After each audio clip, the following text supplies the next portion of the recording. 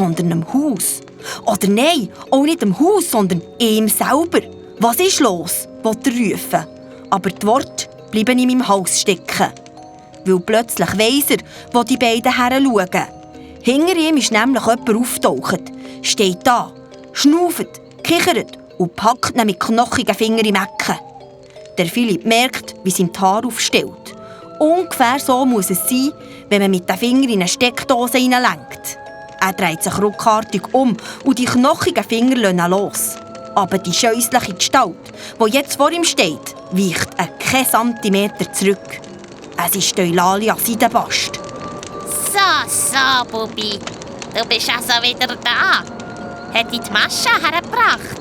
Hä? Hat dich die Marisa eingeladen? Der Philipp kann nur nicken. Er merkt, wie sich Maja in seinen Armen bewegt.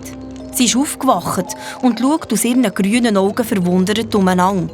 Als sie Eulalia Seidenbast sieht, erklüpft sie. Gib mir sie! Nachtluft tut dem Schätzeli nicht gut. Aus Feuer auch nicht.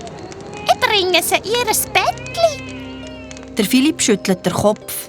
Aber die alte Hex kommt näher und im flackernden Feuerschein sieht sie noch grusiger aus als sonst schon.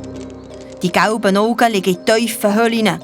Die Augenlider hängen nach. Die Nase, die sonst hart und scharf ist wie ein Eulenschnabel, wirkt irgendwie schlaff.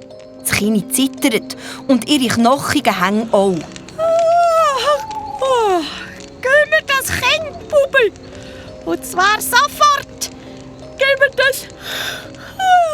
Gib mir das! Sie schwankt und lehnt sich gegen die Hausmauer. Jetzt lenkt sie in eine Tasche von ihrem Mantel und reisst ihren Zauberstab raus. Ich bin die Herrin! Ich habe die Macht! Also mach, was ich dir sage! Bubi! Und plötzlich hat der Philipp eine Idee. Gut, machen wir einen Tausch. Wenn ich den Zauberstab bekomme, gebe ich Ihnen das Kind. Gut! Dann gib mir das Kind! Aber ein bisschen Dali! Zuerst den Zauberstab. Der Eulalia ihren Kopf gewackelt hin und her. Die Augen fallen ihr fast zu und dann streckt sie endlich dem Philipp den Zauberstab entgegen. Sofort packt er zu, reisst ihn an sich und rennt davon.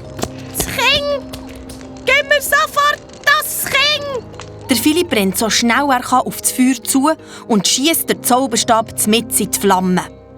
Der Schreck steht der Eulalia Seidenbast in ihr müdes Gesicht geschrieben. Mein Zauberstab! Du Teufelsbraten, mein schöner Zauberstab und das Kind! Die Hex greift ins Leere, schwankt, das mal seitwärts und rutscht der Wand entlang am Boden, wo sie bewusstlos bleibt liegen.